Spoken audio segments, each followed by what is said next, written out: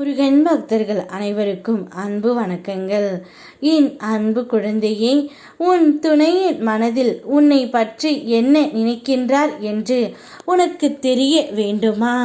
இதை முழுமையாக கேள், உனக்கே புரியும் தங்கமே. இது நாள் வரை நீ பட்ட கஷ்டங்கள் எல்லாம் முடிந்து விட்டது. இனி மகிழ்ச்சியை மட்டுமே நீ அனுபவிக்க போகின்றாய் தங்கமே. உன்னை அவமானப்படுத்தியவர்கள் முன்பு நீ வாழ்ந்து காட்டுவாய். ஆகையால் ஒவ்வொரு கணமும் நிதானத்தோடும் பொறுமையோடும் வாழ்க்கையில் செய்யும் செயலை நீ அணுகு. முடிந்தது உனது கர்ம வினைகள். படாத துயரங்களை அனுபவித்து கடந்து வந்து விட்டாய். கடந்ததை பற்றி நினைக்காதே. உனக்கான காலமாக மாறிவிட்டது.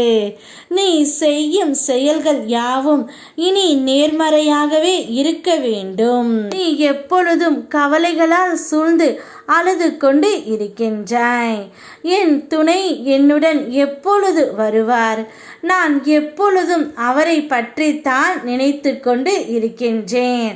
அவர் என்னை நினைப்பாரா இல்லையா? அவரை நினைத்து நான் சாப்பிடவும் இல்லை, சரியாக உறக்கம் இல்லாமல் தவிக்கின்றேன். உன்னுடைய மனதில் அவரை பற்றிய ஞாபகம் ஓடிக்கொண்டே தான் இருக்கின்றது. ஆனால் அவர் என்னை பற்றி எப்படி நினைப்பார் என்ற சந்தேகம் உனக்குள் இருக்கின்றது தங்கமே. நீ தான் இங்கு கவலைப்பட்டு கொண்டு இருக்கின்றாய், அவரை பிரிந்து விட்டோம் என்று. ஆனால் அவர் நிச்சயம் அப்படி அல்ல தங்கமே. ஏதாவது ஒரு சந்தர்ப்ப சூழ்நிலை வரும்போது மட்டும்தான் உன்னுடைய ஞாபகம் அவருக்கு வருகின்றது.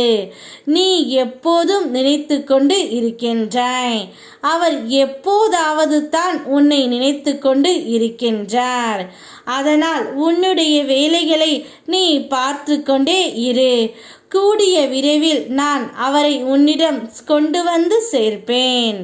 நீ எப்பேற்பட்ட ஒரு வலியை அனுபவித்து கொண்டு இருக்கிறாய் என்று நான் அறிவேன்.